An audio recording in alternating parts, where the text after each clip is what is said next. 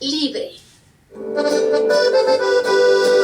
Café Tatiasca, el café del gran señor. Disfruta de un auténtico café 100% orgánico, sembrado, cultivado y cosechado por mujeres nahuas en la sierra de Zongolica, Veracruz.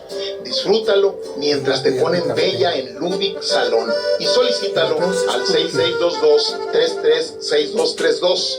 Café Tatiasca, auténtico de altura.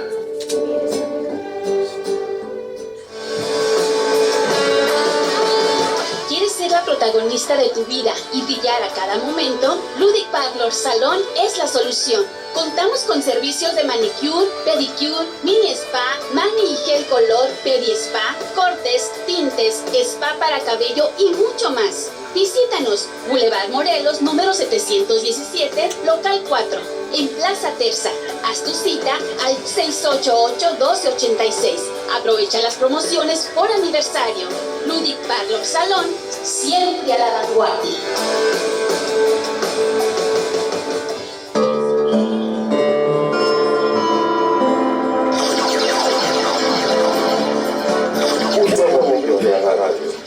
En Radio Sol 106.3 FM.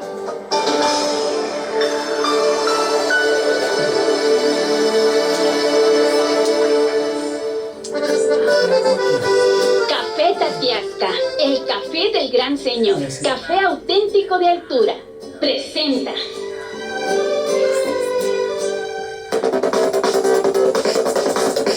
Charlando con los escritores.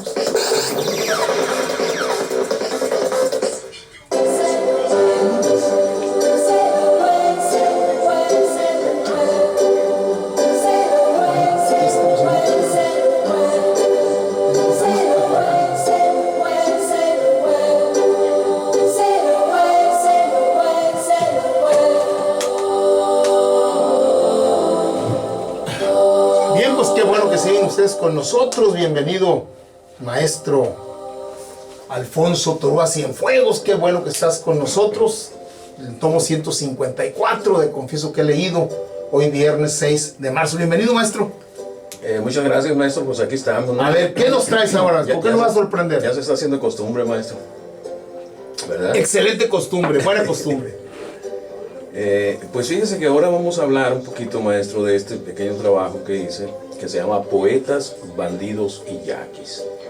Resulta que yo estuve escribiendo en varias revistas, en varios periódicos durante un tiempo, y después me di pues a la tarea de seleccionar, ¿no?, algunos artículos que me gustaron a mí, o que yo supuse que eran los mejorcitos, y los metí en este trabajo, ¿verdad?, que se llama, como le digo, de Poetas, Bandidos y Yaquis. Hay varios temas aquí muy interesantes. Por ejemplo, tenemos un artículo que habla sobre la estancia de Pablo Neruda en Cananea. Resulta que yo, buscando ahí otra información en la hemeroteca aquí de la Universidad de Sonora, en el Imparcial, buscando otra información, me encontré ahí con un artículo que hablaba precisamente de la estancia de Pablo Neruda en Cananea. Precisamente en el mes de noviembre de 1952, decía el periódico Imparcial que invitados por un obrero de nombre Avelino Moreno, respetado líder minero de Cananea, desde muy temprano ese día en la XFQ, la radiodifusora de Cananea, estuvo anunciando, o más bien estuvo invitando a la población a que acudieran a su domicilio, porque ahí estaría el poeta chileno Pablo Neruda sustentando pues algunas consideraciones generales acerca del comunismo. Don Avelino Moreno pues era un obrero, como decimos, de izquierda, muy relacionado con el Partido Popular y con el Partido Comunista. Él corría en Cananea con la fama de haber sido alumno en una escuela para cuadros comunistas allá en Checoslovaquia. Y también don Avelino fue fundador de un periódico que todavía existe, inclusive en el norte de Cananea, publicación pues, que circulaba ahí en el Mineral, ¿no? Esta reunión que decíamos de Pablo Neruda tuvo verificativo ahí, y el Imparcial con lujo de detalle nos dice, por ejemplo, que Neruda fue el primero en hablar, que hizo una disertación acerca del comunismo, que a esa reunión asistieron, entre otros, Ramón Dazón Palomino, que como todos sabemos pues fue un líder agrario, ¿no?, del sur de Sonora. Estuvo también ahí presente don Gildardo Bueno, obrero también de la sección 65, a quien el Imparcial acusaba de tener ambición de irse también a Praga, ¿no?, como don Avelino. Estaba, por ejemplo, también don Francisco Tadei, a quien denominaban como agitador socialista, ¿no? Estaba don Severo y Carlos Córdoba, Darío Peña, padre e hijo, también destacados líderes de Cananea, Teclo Moreno, por ejemplo, ¿no?, que otro becario en Praga, y el minero Roberto Manteca. Todo esto apareció en el Imparcial número 5571, ¿verdad? ¿De fecha? De fecha 9 de noviembre de 1952. El 16 de noviembre, perdón. El 16 de noviembre, anunciando que el 9 de noviembre había estado Pablo Neruda en Cananea. Yo me di la tarea de averiguar ahí. Muy joven. Pues imagínese, en el 50, y todavía no era muy conocido. Y no era muy conocido. Sin embargo, si usted busca, por ejemplo, el Confieso que he leído, ¿no? Que casi confieso que he vivido, dicen. He vivido, perdón.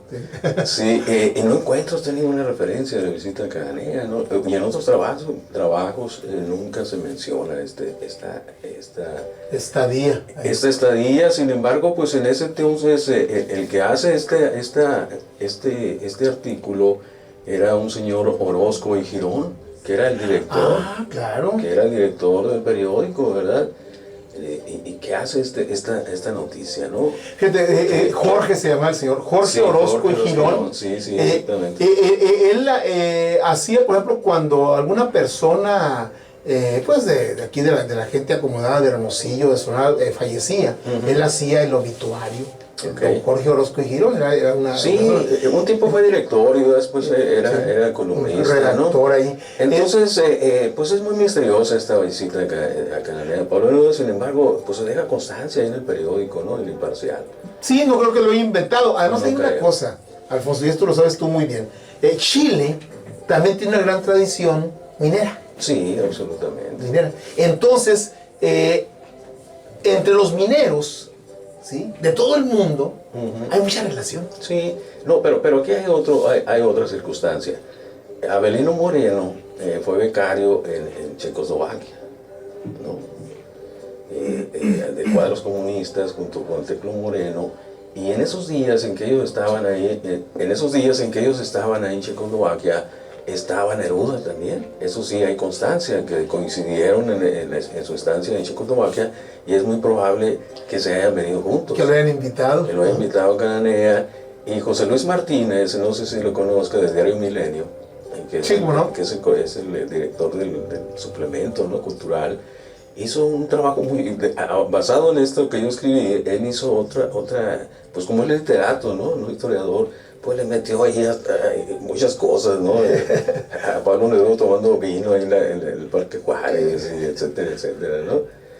Y hasta nieve, y le digo, era noviembre, ¿no? Sí, y le digo a José Luis, oye, pero es que no, me dice, pues es que es real, dice, ¿no?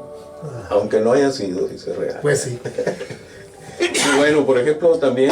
es creíble, es verosímil. Es verosímil, ¿cómo no? Y pues no creo que haya inventado esa noticia en el 52, aunque en la Guerra Fría pues estaba todo lo que daba, ¿no? Estaba todo lo que daba. Y muchas veces por desprestigiar a los en ese caso, la lucha de los mineros, ¿no? A don Avelino Moreno, sobre todo, que siempre lo clasificaba al Imparcial como el agitador número 1. Así le ponían, ¿no?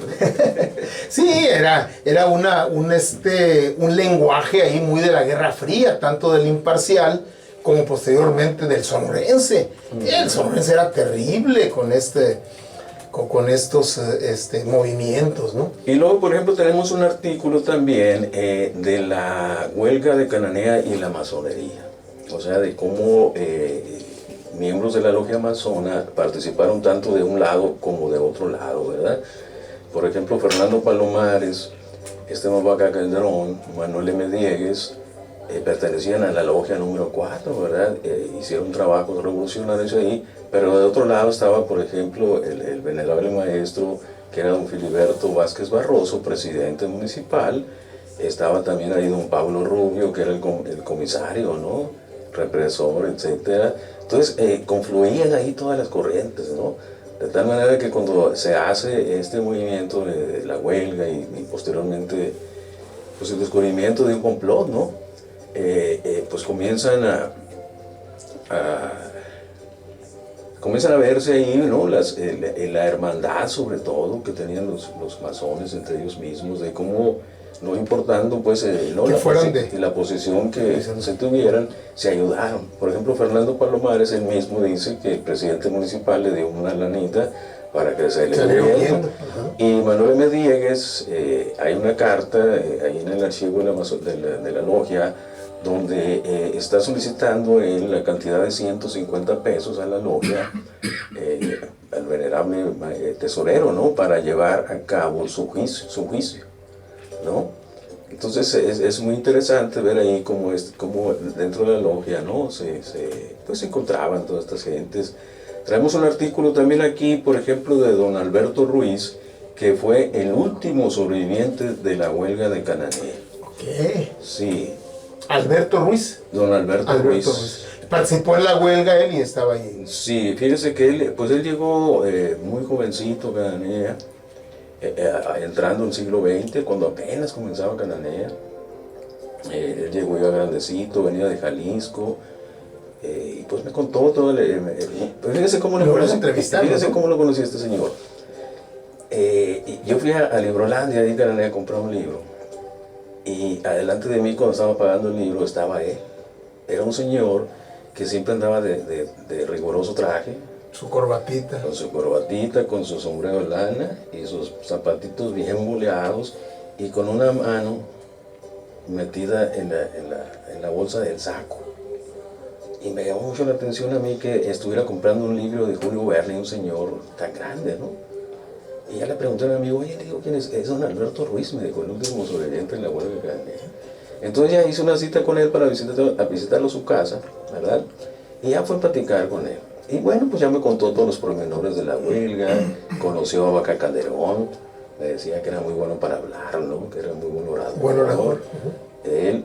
Y en 1900, él trabajando en la mina, sufrió un accidente, una banda le trozó el brazo todo el brazo, ¿verdad? Totalmente. Por eso traía la manga. Era la manga, no el brazo.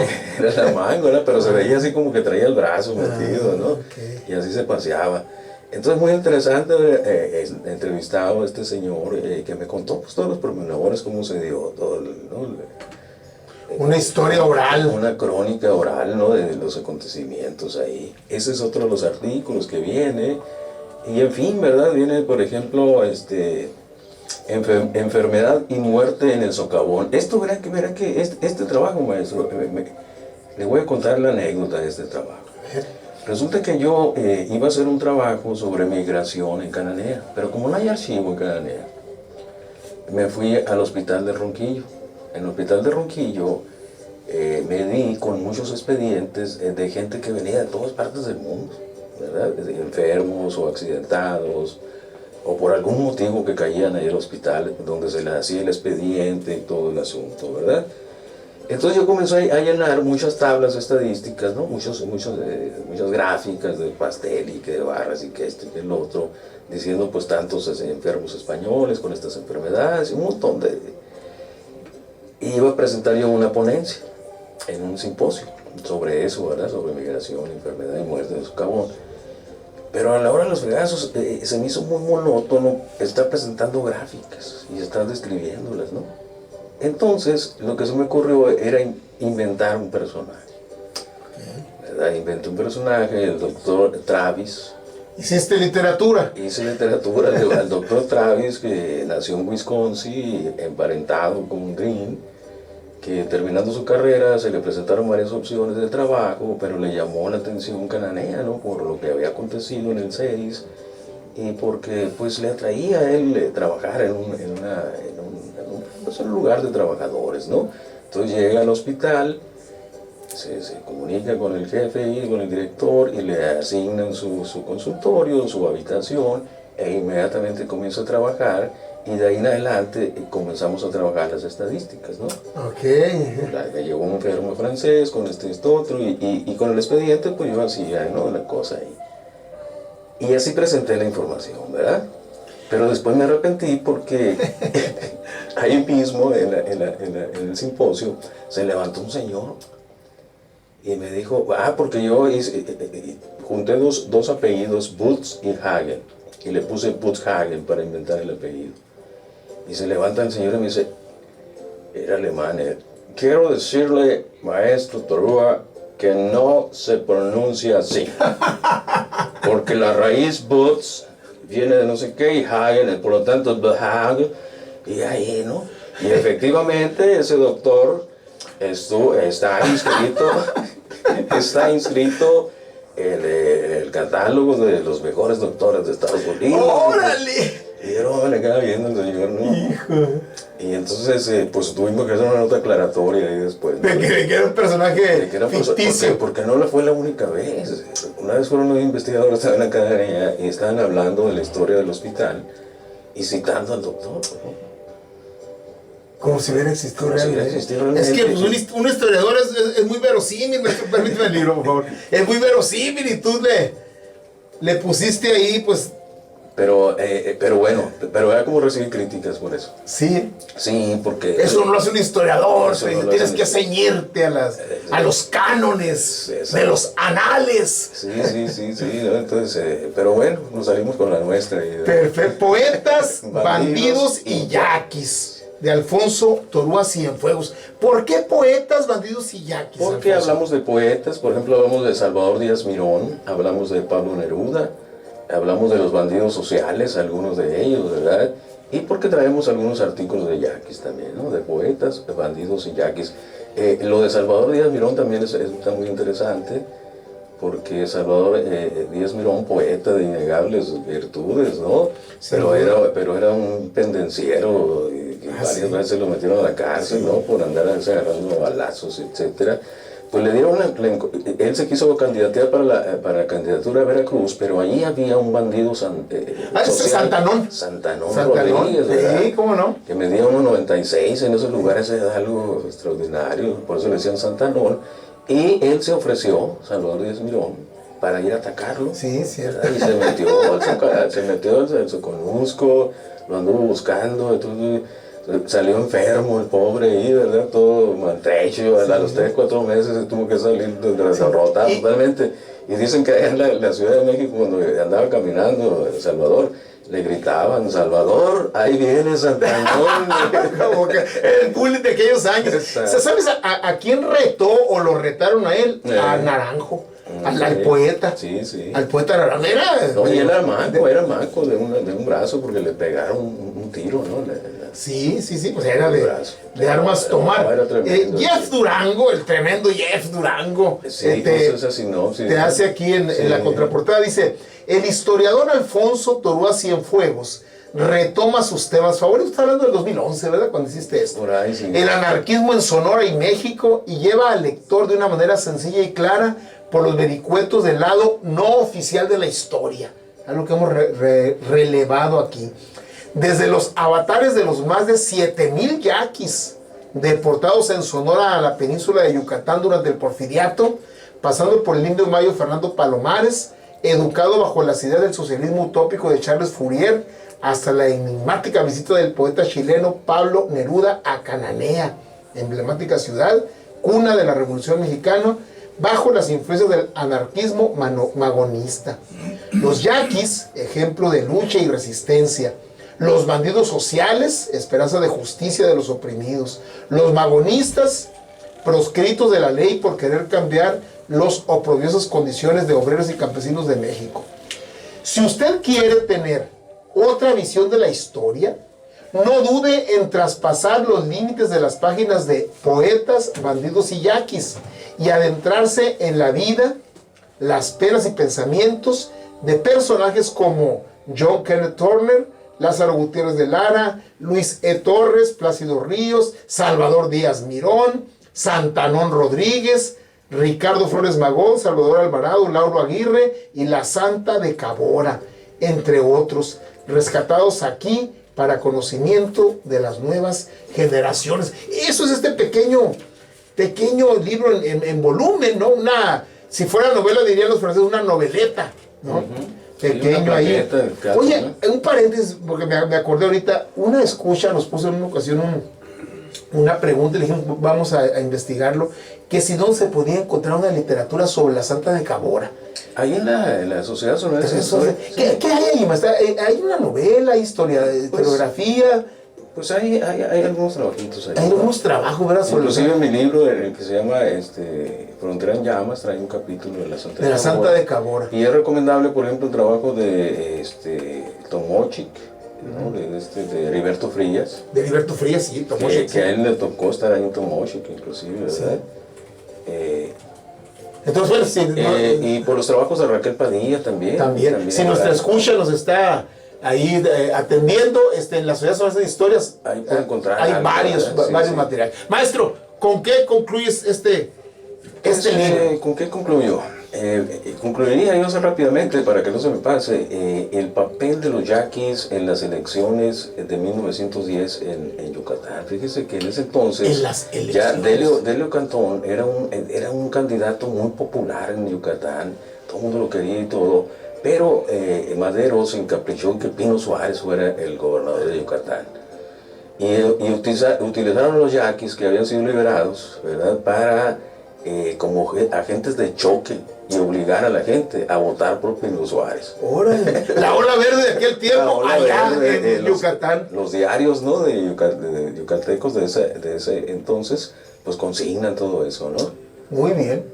Pues excelente, maestro, pues muchísimas gracias por compartir con nosotros. Muchas gracias a ustedes. Y que te esperamos el próximo viernes. Fíjense que el próximo viernes voy a salir. Después vemos ahí. A ver un concierto de Buddy Guy. Órale. ¿Verdad? Ese bluesista tremendo, ¿no? ¿A dónde vas a ir? Ahí en Tucson se va a presentar. Órale. No, vamos a ir a verlo. No, maestro, está bien. Ahí les traigo los pormenores. Hay transportadores. Claro que sí. Muchísimas gracias. Pues tomamos nuestro separador, lo colocamos y nos vamos a la segunda de las rolas de The Animals. It is my life. Sí, es esa, ¿no? Esta es mi vida. Y enseguida volvemos. Librete. ¿Cómo estás? Muy bien, ¿usted? Bueno. Maestro, ¿Cómo te fue, Canapas? bien, lo que estoy diciendo, que no conocía la vida de la Buenavista del Pobre, como la biblioteca Buenavista del Pobre.